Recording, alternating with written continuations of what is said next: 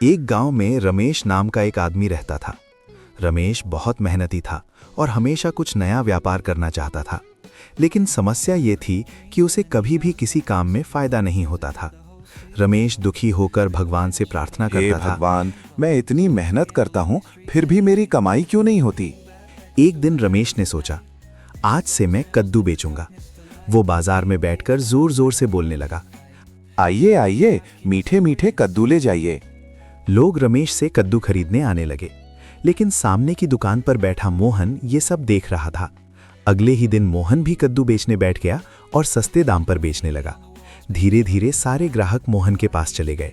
रमेश फिर नुकसान में चला गया। रमेश ने सोचा, कोई बात नहीं, अब मैं मछली का धंधा शुरू करूंगा, इस बार जरूर फायदा होगा। अगले दिन वो हिलसा मछली लेकर बाजार पहुंचा। लोग खरीदने आए, लेकिन मोहन फिर वही करने लगा। मोहन ने रमेश से भी सस्ती मछली बेचनी शुरू कर दी। रमेश गुस्से में बोला, तू हर बार मेरी नकल क्यों करता है? मोहन हंसकर बोला, बाजार सबका है। रमेश बहुत परेशान हो गया और बोला, अब मैं ऐसा काम करूंगा जिसकी नकल कोई नहीं कर पाएगा। घर आकर रमेश ने अपनी पत्नी सीता को सारी बात बताई। सीता ने शांति से कहा, घबराओ मत, मेरे दिमाग में एक उपाय है। रमेश ने पूछा, क्या उपाय?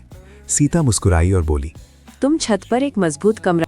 रमेश को समझ नहीं आया, लेकिन उसने सीता की बात मान। अगले दिन से रमेश के घर पर मिस्त्री काम करने लगे।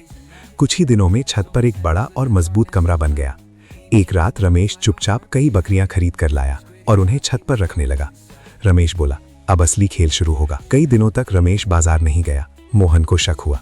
मोहन ने अपनी पत्नी से कहा, जाओ रमेश की पत्नी से बात करके पता लगाओ कि वो क्या कर रहा है। मोहन की पत्नी सीता से मिलने गई। सीता ने चालाकी से कहा, हम छत पर मछली पाल रहे हैं। ये सुनकर मोहन की पत्नी हैरान रही। अगले ही दिन मोहन ने भी अपनी छत पर पानी भरवाया और उसमें मछलियां डाल दी, लेकिन उसकी छत कमजोर थी। धीरे धीरे दीवारों से पानी टपकने लगा। एक दिन अचानक छत टूट गई और पूरा घर खराब हो गया। मोहन इधर रमेश की बकरियां बड़ी हो चुकी थी। रमेश उन्हें बाजार ले गया और एक एक करके बेच दिया।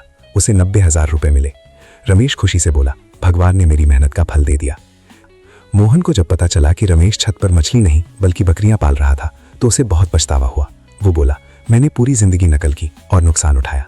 जीने लगा। सीख, नकल करने से नुकसान होता है। समझदारी और धैर्य से किया गया काम हमेशा सफल होता है। हर इंसान को अपनी अलग सोच